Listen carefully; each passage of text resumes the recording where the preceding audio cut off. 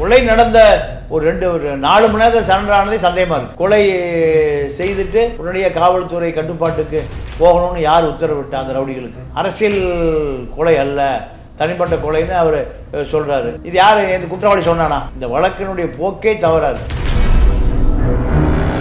இந்த ஆருத்ரா நிதி நிறுவனத்துக்கு சாதகமாக இவர் செயல்பட்டு ரத்தோர். மாயாவதிக்கு என்ன கோபம்னா, கமிஷனர் இங்கே வரல, யார் பாதிக்கப்பட்ட முறை சொல்றாங்க. மாயாவதி தன் பங்குக்கு தமிழ்நாட்டில் சட்ட ஒழுங்கு சீர்குலைந்து விட்டதுன்னு எதிர்கட்சிகள் சொன்னதை தாண்டி அகில இந்திய அளவில் திமுகவுக்கு ஒரு கெட்ட பேர். உதயநிதி துணை முதலமைச்சர் ஆக போகிறார் இந்த செய்தி வந்த பிறகு அவசரமா உடனே நடந்தனைக்கே சொன்னார், காவல்துறையில் சில கருப்பு ஆடுகளை களை எடுக்க வேண்டி உள்ளது. கமிஷனர் கருப்பு ஆடா?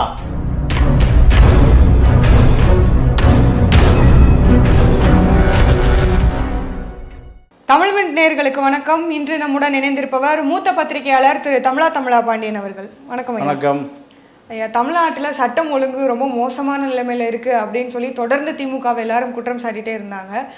தமிழ்நாட்டில் நடக்கக்கூடிய விஷயங்களும் தொடர்ந்து அடுத்தடுத்து அது மாதிரியான சம்பவங்களாக தான் இருந்தது. இப்போது சென்னை கமிஷனரை மாற்றிருக்காங்க. சந்தீப் ரத்தோருக்கு பதிலாக இப்போ அருண் அவர்களை மாற்றிருக்காங்க. இந்த பணி மாற்றத்துக்கு நீங்கள் இதை எப்படி பார்க்குறீங்க ஐயா, இந்த பணி மாற்றத்தை? இல்லை, இப்போ முன்னாள் கமிஷனர் சந்தீப் ரத்தோர் மீது இந்த அரசுக்கு இருந்த நம்பிக்கை குறைந்த நாள் எதுனா ஆம்ஸ்டாங்குடைய கொலை நடந்தன்று தான். அவர் கொலை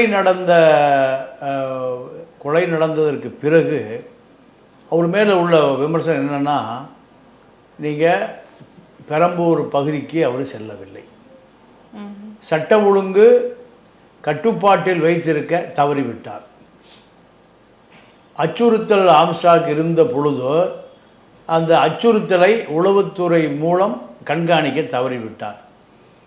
அந்த பெரம்பூர் காவல் நிலையத்திலிருந்து அவருக்கு இறுதியாக ஒரு விழிப்புணர்வு தகவல் சொல்லப்பட்டிருக்கு. ஆனால் அவருக்கு சொல்லப்பட்டிருக்கிறதை தவிர காவல்துறை விழிப்பாக இல்லை. இவங்க என்ன சொல்றாங்கன்னா, எங்களுக்கு அது மாதிரியான ஒரு தகவலை சொல்லவே இல்லை அப்படின்னு வேற சொன்னாங்க. நீங்கள் இந்த குற்றவாளிகள் தொடர் குற்றவாளிகள், இந்த குற்றவாளிகளை தொடர் கண்காணிப்புக்குள் வைத்திருக்க தவறிவிட்டது காவல்துறை. இவன் மீது பல வழக்குகள் நிலுவையில் இருக்கு. இந்த ஆற்காடு சுரேஷுடைய தம்பி புன்னை பாபு மீது வழக்கு நிலுவையில் இருக்கு. நிலுவையில் இருந்த குற்றவாளி மீண்டும் என்ன செய்து கொண்டிருக்கிறார், இதை உளவுத்துறை கவனிக்க தவறிவிட்டது. அந்த புன்னை பாலா உட்பட அந்த 8 பேர் மேலேயுமே அப்போ ஏற்கனவே கேஸ் இருக்கு. ஆமாம். இப்போ 3 பேர் சரண்டர் ஆகியிருக்காங்க. மொத்தம் 11 பேர். 11 பேர் 6 மாத காலமாக இதற்கான முயற்சியில் இருந்திருக்கிறார்கள். அப்போ 6 மாதமாக இதற்கான முயற்சியில் இருந்தால் இந்த 11 பேர், இவர்களுக்கு பின்னாடி இருக்கக்கூடிய ஒரு 5 பேர், ஆக 15 பேருக்கு நீங்கள் 6 மாத காலம் யார் நிதி உதவி செய்தது? யார்? 6 மாத காலம் இவர்கள் எந்த தொடர் வழிப்பறியோ கூலிப்படையோ இது மாதிரி எந்த செயல் செய்திருந்தாலும் காவல்துறையில் இருக்கக்கூடிய நுண்ணறிவு பிரிவுக்கு, உளவு பிரிவுக்கு கண்டிப்பாக தகவல் தெரியும். அதை கோட்டை விட்டது யார்? இப்படி பல கேள்விகள் வருது ரத்தோர் மீது. இன்னும் சொல்லப்போனால் இந்த ஆருத்ரா நிதி நிறுவனத்துக்கு சாதகமாக இவர் செயல்பட்டுருக்கார் ரத்தோர். அப்போ சாதகமாக செயல்பட்டார்னா அவருக்கு ஏதோ ஒரு வகையில் ஒரு பின்னணியில் ஒரு பெரிய பேரம் நடந்து கைமாறி இருக்கு. இப்படியெல்லாம் பல தகவல் வருது. அந்த கோபத்தில் தான் முதலமைச்சர், நீங்கள் பயிற்சி பள்ளிக்கு ஒருத்தரை டிரான்ஸ்ஃபர் பண்ணுறாங்கன்னா முதலமைச்சருடைய கட்டுக்கடங்காக கோபம் இருந்தால் தான் பண்ணுவாங்க. ஏன்னா பயிற்சி பள்ளி என்பது பனிஷ்மெண்ட் ஏரியா தான், காவல்துறைக்கான வேலையே இல்லை. காவலர்களுக்கு பயிற்சி கொடுப்பதை கண்காணிப்பது. அப்போ ஓய்வு தான், அங்கே ஒரு வேலையும் இல்லை, அங்கே பெரிதாக எந்த வேலை இல்லை. அப்போ இவர் எந்த வேலைக்கு லாய்க்கில் இருந்தான்னு அர்த்தம். ஒரு ஏடிஜிபி எந்த வேலைக்கும் லாய்க்கு இல்லை, சட்ட ஒழுங்கை காக்க தவறிட்டார். நீங்கள் மாயாவதி வந்திருக்கும் போது நீங்கள் அங்கே போயிருக்கணும்.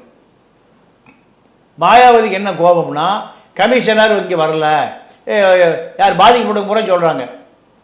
மாயாவதி ஒரு முன்னாள் முதல்வர், அந்த அம்மாவுக்கு சட்ட ஒழுங்கு பற்றி எல்லா விஷயம் தெரியும்.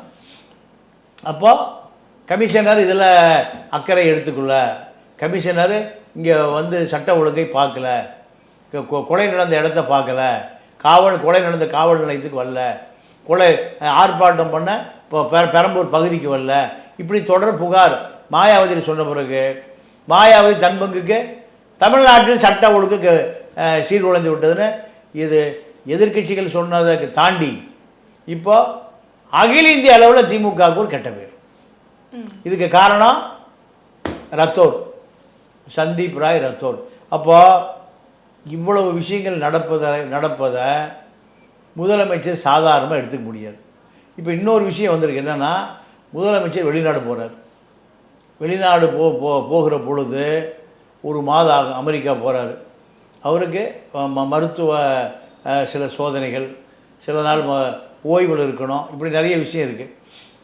அந்த நேரத்தில் சட்டம் ஒழுங்கு கெட்டு போச்சுன்னா பெரிய அரசுக்கு இன்னும் மேலும் கெட்ட பேர்.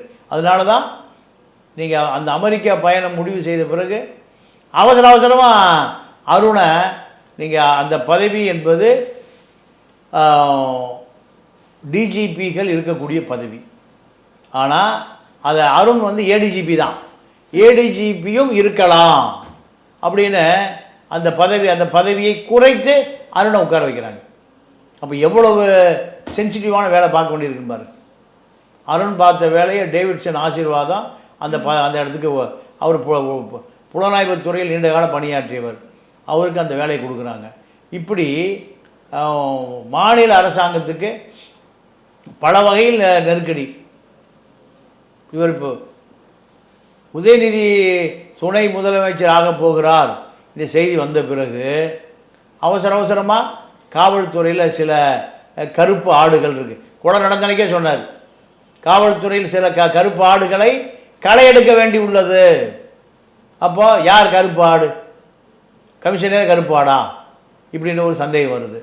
அப்போ முதலமைச்சருடைய ஒரு மாத கால பயணத்துக்கு உதயநிதியை துணை முதலமைச்சராக முடிவு செய்திருப்பதாக சொல்லப்படுகிறது. காரணம், நீங்கள் உள்துறையை ஆட்டி கொடுத்துட்டு போக முடியாது, ஏன்னா காவல்துறை கட்டுப்பாடில் வர்றது. அப்போ உள்துறையை கொடுப்பதற்கு ஏவா வேலு தகுதியானவரா, இல்லை துரைமுருகன் தகுதியானவரா, பொன்முடி தகுதியானவரான 3 பேருக்குமே இந்த 3 பேருக்குமே அமலாக்கத்துறை ஒரு நெருக்கடி கொடுத்துட்டே இருக்கு. 3 பேர் பதவி எப்போ வேணால் காலியாகலாம், 3 பேரும் எப்போவுமே நீங்கள் பதவி இழக்க நேரிடலாம். அதனால் மீண்டும் உதயநிதிக்கு அந்த உள்துறை கொடுப்பதற்கு முதலமைச்சர் முயற்சி செய்து அருணையும் டேவிட்சன் ஆசீர்வாதத்தையும் காவல்துறையில் புதிய பொறுப்பாக போடப்பட்டிருக்கு. நீங்கள் உள்துறை செயலாளர் அமுதா, முதலமைச்சர் அலுவலக அதிகாரிகள் உதயா, அந்த அம்மா அதை உதயச்சந்திரன், முருகானந்தம் அடுத்து தலைமைச் செயலாளர், அவருடைய மனைவி சுப்ரியா சாஹூ, இப்படி முதலமைச்சர் அலுவலகத்தில் சில மூத்த அதிகாரிகளை பணியில் வைத்து முதலமைச்சர் வெளிநாடு போவதாக செய்திகள் வருகிறது. இப்போ அப்போ இவருடைய பயணத்துக்காக மட்டும்தான் அப்போ அருணை போட்டிருக்காரு. அப்படி இல்லைன்னா கண்டிப்பாக திரும்பவும் சந்தீப் ரத்தோர் தான் இருந்திருப்பாருங்க ஐயா கமிஷனரா? இல்லை இங்கே லாண்ட் ஆர்டர் பிரச்சனை ஆகி போச்சல்ல, சட்ட ஒழுங்கு பிரச்சனை அதை சரியாக கையாளங்கிற கோபத்தில் தானே சந்தீப் ராய் ரத்தோரை தூக்கிட்டு அருணை போடுறாங்க. அருண் நீங்கள் எந்த புகாரும் அவருடைய சர்வீஸில் இல்லாத ஒரு நபர். அருண் தான் கமிஷனராக வருவதற்கு தகுதியான நபர் தான் அருணை அந்த பதவியில் அமர வைக்கிறாங்க. அப்போ அருண் இருந்தால் சட்ட ஒழுங்கு சரியாக இருக்கும். அவர் முதலமைக்கே சொல்லிட்டார், ரவுடிகளுக்கு உங்கள் பாணியிலே நாங்கள் பதில் சொல்கிறோம். இதுதான் அருணுடைய இப்போ லேட்டஸ்ட் டாக். ரவுடிகளை போல நாங்கள் டீல் பண்ணுவோமையா, அவங்களுக்கு புரியுற மாதிரி அதிரடியாக நாங்கள் நடவடிக்கை எடுப்போம். இதுதான் எங்கள் ஸ்டைல். அப்போது இதை சொல்லுவதற்கு பழைய கமிஷனர் தகுதி இழந்துட்டார். புது கமிஷன் வந்த பிறகு தான் அதிரடி ஆட்டம் ஆரம்பம் ஆகியிருக்கிறது. அதனால் இந்த சட்ட ஒழுங்கு பிரச்சனை என்பது இனிமேல் கட்டுக்குள் வரும். எடப்பாடி சொல்வதைப் போல், அன்புமணி ராமதாஸ் சொல்வதைப் போல், அண்ணாமலை சொல்வதைப் போல் இல்லாமல் இனி சட்டம் ஒழுங்கு கட்டுக்குள் வருவதற்காகத்தான் அருணை தேர்வு செய்து இந்த பொறுப்பில் அமர வைத்திருக்கிறார். எடப்பாடி அவர்கள் சொல்லும்போது என்ன சொல்றாருன்னா, வெறும் அதிகாரிகளை பணியிட மாற்றம் செய்யறதுனால மட்டும் சட்டம் ஒழுங்கு சரியாயிராது அப்படிங்கிற மாதிரியான விஷயங்களை அவர் சொல்றாரு. இதை நீங்க எப்படி பாக்குறீங்க ஐயா? இல்லை, நல்ல அதிகாரிகள் இருந்தால் சட்ட ஒழுங்கு சரியாக தானே இருக்கும். ஜெயலலிதா முதலமைச்சராக இருந்த காலத்தில் டிஜிபியாக ராமானுஜர் இருந்தார். எந்த விதமான சட்ட ஒழுங்கு பிரச்சனை வராத. அதே போல் ஈஸ்வரமூர்த்தி இருந்தார், உளவுத்துறை ஈஸ்வரமூர்த்தி இருந்தார், பொன்மாணிக்கவேல் இருந்தார். சரி, நல்ல அதிகாரிகளாக இருந்திருக்காங்களே. அப்போ அந்த நல்ல அதிகாரிகளை ஜெயலலிதா தேடி பிடிச்சி அதிகாரத்தில் வச்சுருந்தாங்களே. சைலேந்திர பாபு இருந்தார். இப்படி நம்ம சில அதிகாரிகளை பொறுத்த வரைக்கும் சட்ட ஒழுங்கில் சரியாக கடமையாற்றக்கூடியவர்கள், எந்த விதமான ஊழல் புகாருக்கும் உள்ளாகாதவர்கள். அதனால் சட்ட ஒழுங்கு சரியாக தானே இருக்கும். அதே போல் பட்டியல் தான் அருணை பொறுத்த வரைக்கும். அருண் இது வரைக்கும் அவருடைய சர்வீஸில் 20 ஆண்டு 25 ஆண்டுகள் சர்வீஸில் எந்த புகாருக்கும் அவர் இது வரைக்கும் வந்ததே இல்லை. அப்போ அருண் இந்த கமிஷனர் பதவிக்கு சரியான தேர்வுன்னு முதலமைச்சர் அலுவலக அதிகாரிகள், முதலமைச்சர் 2 பேர் சேர்ந்து எடுத்த முடிவு. அருண் அவர்கள் அந்த ப்ரெஸ் மீட் கொடுக்கும் போதுமே என்ன சொல்லியிருக்காங்க அப்படின்னா, போலீஸ் டிபார்ட்மெண்ட்டுக்குள்ளே இருக்கக்கூடிய இந்த கட்ட பஞ்சாயத்து மாதிரியான விஷயங்களை முதல்ல ஒழிக்கணும் அப்படின்னு சொல்லியிருக்காரு. அப்போ இதுக்கு முன்னாடி இருந்த சந்தீப் ரத்தோர் அவர்கள் இது மாதிரியான கட்ட பஞ்சாயத்து விஷயங்களை ஈடுபட்டாரு அப்படிங்கிற விஷயத்தை இது இன்னும் நிரூபிக்கிற வகையில் இருக்குமாங்க ஐயா? ஆமாம், அதான் உண்மை. ஆருத்ரா கோல்டு ஃபைனான்ஸு ஏறக்குறைய 5000 கோடி ரூபாய் ஊழல் நடந்திருக்கு. மக்களுடைய பணத்தை 5000 கோடி ரூபாய் டெபாசிட்டை வாங்கி மோசடி செஞ்சுருக்காங்க. இதை காவல்துறையினால பார்த்துட்டு தானே இருந்தது. எப்படி 1 லட்சம் ரூபாய்க்கு 10,000 ரூபா வட்டி கொடுக்க முடியும்? வாய்ப்பே இல்லை. அப்போ 1 லட்சம் பேர்கிட்ட 5000 கோடி ரூபாய் நிதி வாங்க வரை இந்த காவல்துறை பார்த்துட்டு தானே இருந்தது. காவல்துறை பார்த்துட்டு இருந்தது, உள்துறை பார்த்துட்டு இருந்தது, முதலமைச்சர் அலுவலகம் பார்த்துட்டு இருந்தது, எதிர்கட்சி ஆளுங்கட்சி, மத்திய அரசாங்கத்தினுடைய சிபிஐ, ஐபி, ரிசர்வ் பேங்க். ஒரு 2000 கோடி வாங்கினா நான் 5000 கோடி அது சாதாரண விஷயம் இல்லை. அப்போது ரிசர்வ் பேங்க் பார்த்துட்டு இருந்திருக்கு, அதிகாரம் இல்லையா ரிசர்வ் பேங்க்கு. சிபிஐ பார்த்துட்டு இருந்திருக்கு, மத்திய புலனாய்வுத்துறை. ஐபி பார்த்துட்டு இருந்திருக்கு, இன்டெலிஜென்ட் பியூரோ. மாநில டிஜிபி அலுவலகம் பார்த்துட்டு இருந்திருக்கு. எல்லாம் பார்த்துட்டு தான் இருந்தீங்க. அப்போ ஏமாற்றி மக்கள் பணத்தை கொள்ளையடிப்பது உங்களுடைய நோக்கம். எல்லா ரவுடிகளும் அதில் பணத்தை கொள்ளையடிச்சிருக்கான். அரசியல்வாதிகள் பணம் போயிருக்கு, போலீஸ் அதிகாரிகளுக்கு பணம் போயிருக்கு. இதெல்லாம் சண்டை கொலையை அதெல்லாம் நடக்குது. ஆம்ஸ்ட்ராங் கொலைய அதுதான் நடக்குது. நீங்கள் அண்ணாமலை, அமர் பிரசாத் ரெட்டி, ஹாரிஷ், ஆர்கே சுரேஷ், ஆற்காடு சுரேஷ், இது ஒரு கும்பல். இந்த பக்கம் நீங்கள் ராஜசேகர், மறைந்த ஆம்ஸ்ட்ராங்கு, பூவை ஜெகன்மூர்த்திட்ட பணம் வாங்கி தர சொல்லி வருது. இவங்க 3 பேர் இந்த பக்கம். ஆற்காடு சுரேஷ் யாருக்கு பணம் கொடுக்காத, நான் பார்த்துக்கிறேன், எனக்கு பணத்தை கொடு, கோடிகளை கொடு. இதுக்காக தான் ஆற்காடு சுரேஷ் இந்த கும்பல் இருக்கார். ஹாரிஸுக்கு பிஜேபியில் மாநில விளையாட்டுத்துறை செயலாளர். அதுக்கு ஆருத்ரா கோல்டு ஃபைனான்ஸ் ஆரம்பிக்கிறதுக்கு மீது ஒரு பதவி இல்லை. ஆரம்பித்து பல கோடி பணம் வந்த பிறகு பதவியும் தேடி வருது. முழுக்க மோசடி. அப்போ இந்த ஆர்கே சுரேஷுக்கு எதுக்கு 50 கோடி கொடுத்தீங்க? அவர் ஒரு சினிமா தயாரிப்பாளர், இல்லை ஏதாவது டிஜிபியா, இல்லை அரசியல் கட்சி தலைவரா, இல்லை ஏதாவது ரிசர்வ் பேங்க் ஆளா? அவர் ஒரு சினிமாக்காரர். சினிமாக்காரருக்கு எதுக்கு 50 கோடி கொடுத்தீங்க? இந்த பணம் யாருக்கு போய் சேருவதற்காக கொடுக்கப்பட்டது? ஆளுங்கட்சிக்கா, இல்லை அதிகாரிக்கா? இப்படி ஒரு கேள்வி வருதா இல்லையா? ஆர்கே சுரேஷ் போய் 50 கோடி வாங்கிட்டு போய் எங்கே ஒழிஞ்சிருந்தார்? துபாயில் ஒழிஞ்சிருந்தார். இன்டர்போல் ரெட் கார்டு போட்டு அவரை இங்கே கூட்டிகிட்டு வந்தாங்க. கூட்டிகிட்டு வந்து என்ன ஆச்சு? ஆளுங்கட்சிக்கு வேண்டியவராக இருந்த காரணத்தினால வழக்கு என்ன ஆச்சுன்னே தெரியல. அவர் சாதாரணமாக ஆளாயிட்டார். கொஞ்ச நாள் போய் ஒழிஞ்சிருந்தார் துபாயில். யார் அவர் போக சொன்னாங்க? துபாயிலேருந்து ஏன் இங்கே வந்தார்? அந்த சக்தியை எப்போ இங்கே வர சொன்னாங்க? அந்த வழக்கு என்னாச்சு? 50 கோடி திருப்பி கொடுத்துட்டாரா? மக்களுடைய பணம் திருப்பி போய் சேர்ந்துருச்சா? இதுக்கு பதிலே இல்லை. ஆர்கே சுரேஷ் செய்த மோசடிக்கு பதிலே இல்லை. ஹாரிஷு இப்போ பிஜேபி பாதுகாப்பில் இருக்கார், மாநில விளையாட்டு அணி செயலாளர். எந்த எந்த என்ன விளையாட்டு? ஒரு லெட்டர் அமைப்பு, அதுக்கு அவர் ஒரு மாநில செயலாளர். விளையாட்டு அணியில் ஒலிம்பிக்கில் போய் கலந்துக்கிச்சா? பிஜேபி மாநில விளையாட்டு அணி தலைவர் ஹாரிஸ் தலைமையில் ஒரு குழு ஒலிம்பிக் போச்சான்னு இல்லை, ஆசியா கேம்ஸுக்கு போச்சான்னா இல்லை. அடித்து திருட்டுத்தனம் எல்லாம் ஆருத்ரா கோல்டில் மக்கள்கிட்ட கொள்ளையடிச்சு, இது கொள்ளையடிச்சதான் விளையாட்டு. கொள்ளையடிப்பதும் அவ்வளோ ஒரு விளையாட்டு. 5000 கோடி கொள்ளையடிக்கப்பட்டிருக்கு. 92,000 பேர், 1 லட்சம் 2 லட்சம் 5 லட்சம் 10 லட்சம் இப்படி கொடுக்கப்பட்டவர்களுடைய பணம். அப்போ இவ்வளவுக்கு பின்னணியில் 2 குழு இயங்குகிறது. 2 குழு. நீங்கள் ஆற்காடு சுரேஷ் கொல்லப்பட்டார். ஆற்காடு சுரேஷ் கொலைக்கு பின்னணியில் ஆம்ஸ்ட்ராங் இருக்கிறாரு அப்படின்னு அப்போ ஆற்காடு சுரேஷ் தம்பி சொல்கிறான். ஜெயபால், அந்த ஒத்தக்கண்ணு ஜெயபால் ஆம்ஸ்ட்ராங்குடைய ஆள். ஆம்ஸ்ட்ராங் சொல்லித்தான் ஜெயபால் கொல்லப்பட்டார். அப்போ இந்த சண்டை, ரவுடிஸ சண்டை. காவல்துறை இதையெல்லாம் துப்பறியாமல் என்ன வேலை செஞ்சிருந்தது காவல்துறை? ஒவ்வொரு குற்றவாளி மேலே 7 கொலை கேஸு. 7 பேரை கொலை பண்ணி வெளியே சுற்றிட்டு இருக்கான். 7 பேர் கொலை செஞ்ச வழக்கில் எதுவும் நிரூபிக்கப்படலை. அப்போ 7 பேர் எப்படி செத்து போனாங்க? 7 பேர் கொலை கேஸில் ஆற்காடு சுரேஷ் குற்றவாளி. அந்த குற்றவாளி வெளியில் இருக்கான். இப்போ அவன் செத்து போயிட்டான். அந்த 7 கொலைகளை ஒரு கொலை செஞ்சிருக்குமா, அவனுக்கு ஆயுள் தண்டனை கொடுத்துருக்கணுமா இல்லையா? காவல்துறை அதை நீதிமன்றத்தில் நிரூபிச்சிருக்கணுமா இல்லையா?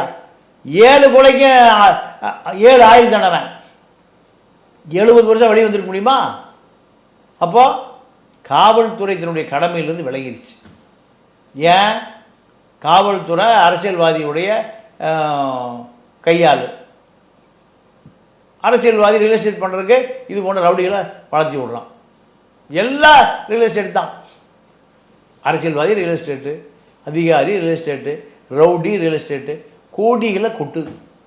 குறைஞ்சபட்சம் எவனாவது சாதா காரில் வர்றானா? இல்லை.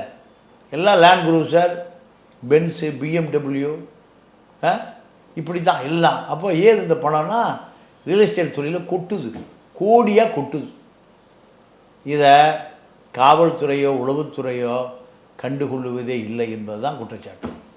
இப்போ சந்தீப் ரத்தோர் அவர்களே வந்து ஓஷன்ஸ் லைஃப் அப்படிங்கிற நிறுவனத்துக்காக 50 கோடி கட்ட பஞ்சாயத்துலாம் பண்ணார் 2 நாள் அப்படிங்கிற மாதிரியான விஷயங்கள்லாம் சொல்லப்படுது. ஆனால் இது வரைக்கும் ஏங்க அவர் மேலே எந்த நடவடிக்கையுமே எடுக்கப்படலை? இல்லைம்மா, அந்த 50 கோடி ரூபா நீங்கள் அந்த பில்டரை பிடிச்சி ஸ்டேஷனில் உட்கார வச்சு வாங்கி கொடுத்தாரு. இந்த செய்தியை முதல்ல நான் தான் சொன்னேன். ஆனால் அந்த விசாரணை நகரவே இல்லை. ஏன்னா அந்த ரத்தோர் நீங்கள் ஆளுங்கட்சி குடும்பத்துக்கு வேண்டியவர் மூலம் அந்த பதவிக்கு வர்றார். ஆளுங்கட்சியில் மிக முக்கியமான ஒருவர் மூலம் அந்த பதவிக்கு வர்றார். அப்போ அவர் எப்படி தூக்க முடியும்?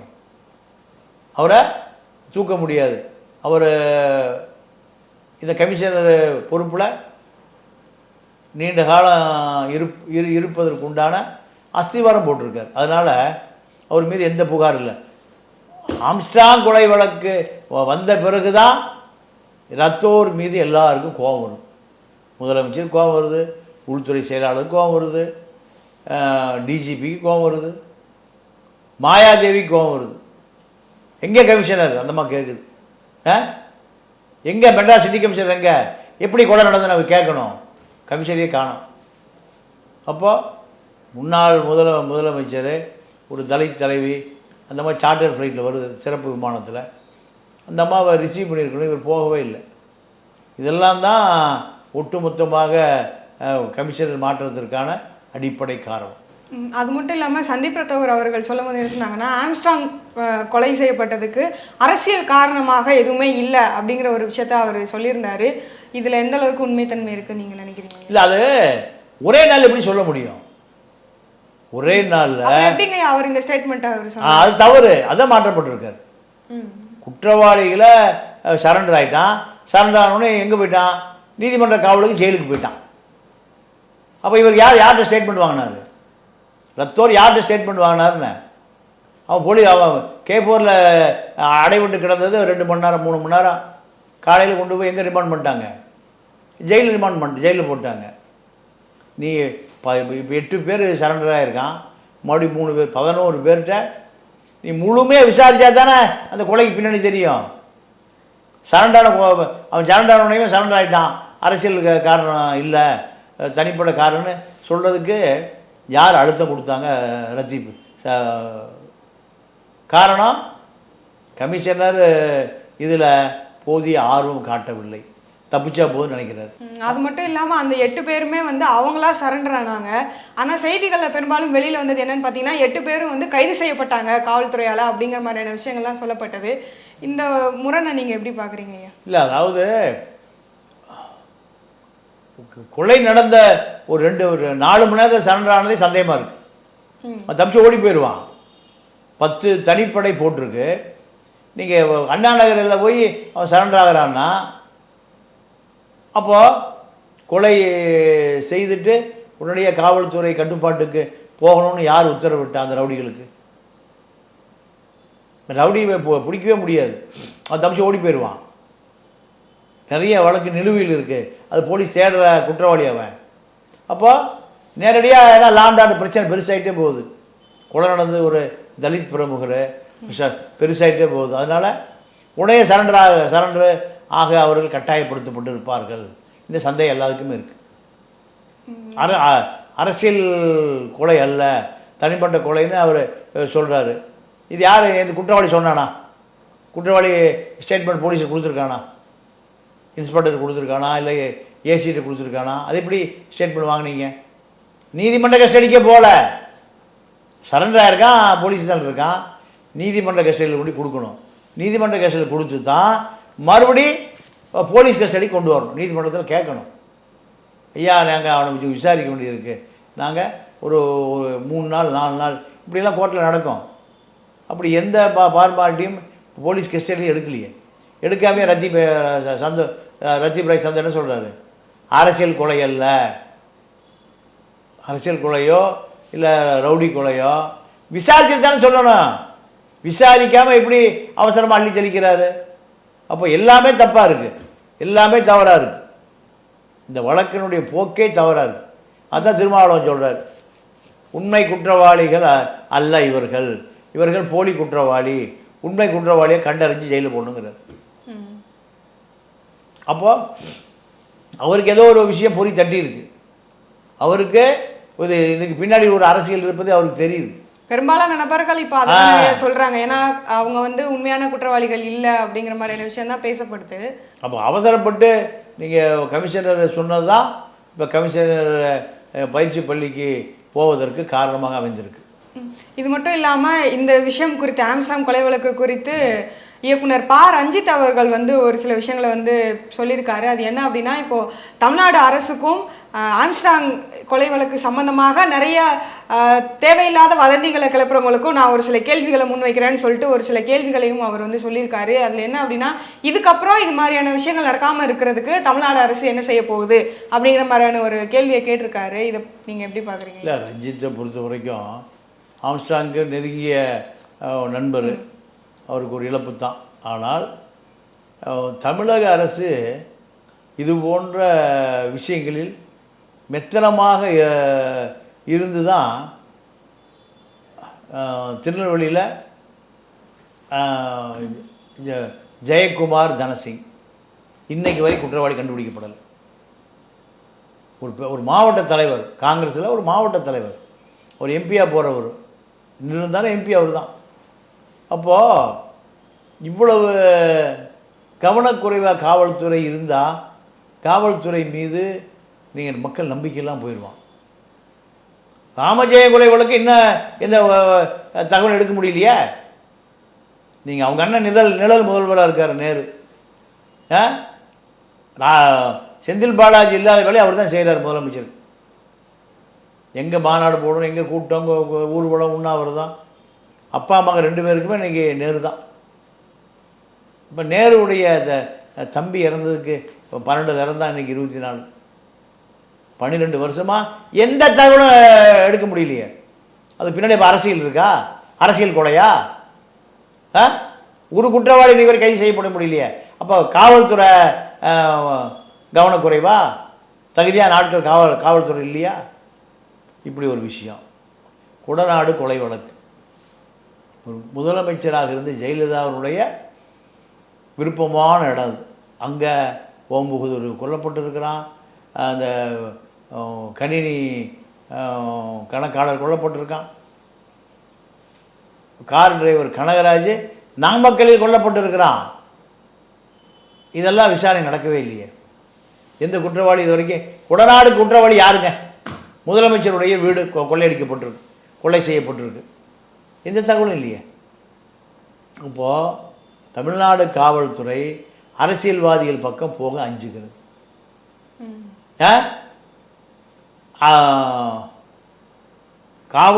காவல்துறை முழுமையான யாரையும் விசாரணை செய்வதில்லை.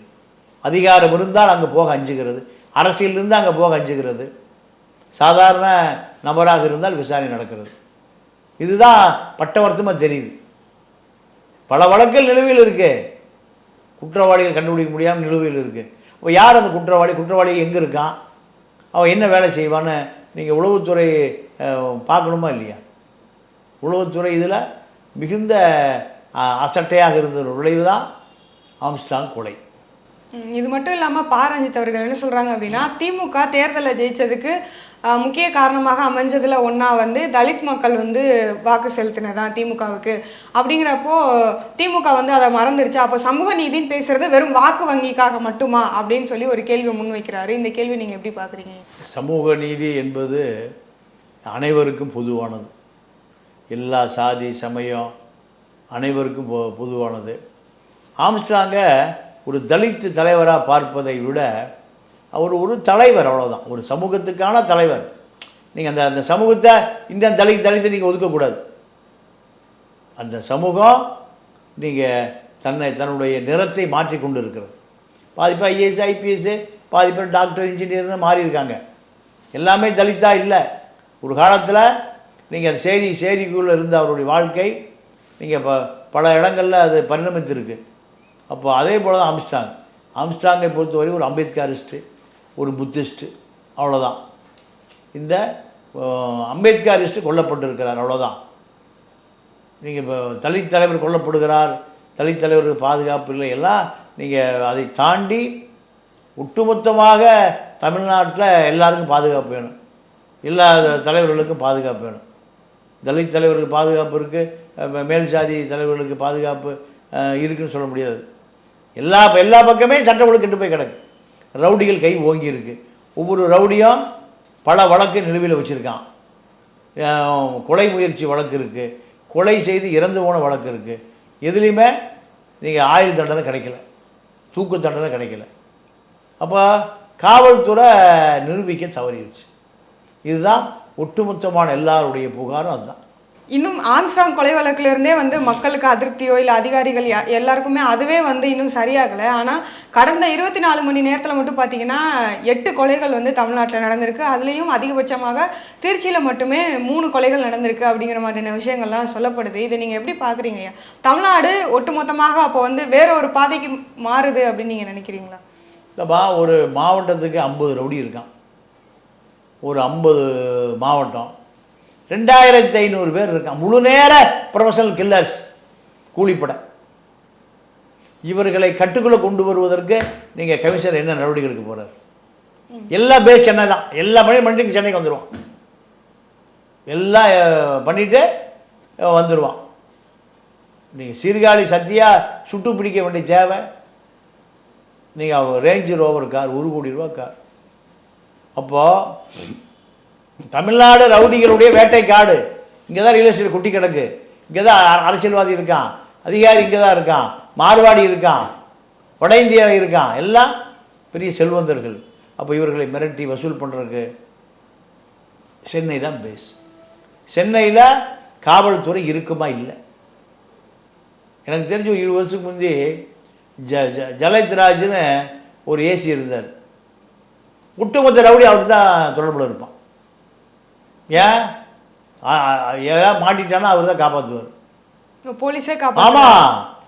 ஜலத்ராஜன் டி நகர் ஏசி, பல ஏசி ரிட்டையர் ஆகி போயிட்டார். இப்போ இருக்காரா எங்கே இருக்கான்னு தெரியல. அப்போது காவல்துறை மீது பயமே இல்லாமல் போதா இல்லையா? காப்பாற்ற வேண்டிய காவல்துறையை கடமையை மறந்து கள்ளக்கூட்டு வச்சுக்குது. ரியல் எஸ்டேட் பிஸ்னஸில் ரவுடி இல்லாமல் எந்த போலீஸ் அதிகாரியோ அரசியல்வாதியோ இடம் வாங்கவோ விற்கவும் முடியாது. ஏன்? அண்ணன் தம்பி 2 பேரும் அண்ணன் விற்கணுங்க, தம்பி விற்கக்கூடாதுங்குவான். யார் விற்கணுங்கிறானோ அவனை போய் அடிமாடு விலைக்கு வாங்கிட்டு இவனுக்கு பணமே கொடுக்காம இடத்த பூச்சி எடுத்துருவான். இதுக்கு தான் ரவுடிகள் தேவை, போலீஸ் தேவை, பணம் தேவை. இன்றைக்கி ஒட்டுமொத்தமான புகாராக இருக்குது. எல்லா அரசியல்வாதி பின்னாடி ரவுடி இருக்கான். ரவுடி பூராவே அரசியல்வாதியாக இருக்கான். பிஜேபியில் எல்லா ரவுடிகளும் வந்து சேர்ந்துட்டான். திமுக சேர்த்த மாட்டான், அதிமுக சேர்த்த மாட்டான். ஆனால் பாஜக ஏன் சேர்த்துனா கட்சி வளர்ச்சிங்கிற பேரில் தேடப்படுகிற குற்றவாளி பூரா பிஜேபியில் தான் இருக்கான். இது ஒரு பெரிய தவறு. இதை கொலை வரைக்கும் இழுத்துட்டு போயிருக்கு. இதை பொதுமக்கள் தான் விழிப்பாக இருந்து இதுபடுகளை விரட்டி அடிக்கணும். அது தவிர வேறு எதுவும் தீர்வு அல்லது. உங்களுடைய நேரங்களை ஒதுக்கி எங்களுக்காக செலவிட்ட மிக்க நன்றிங்க. நன்றி, வணக்கம்.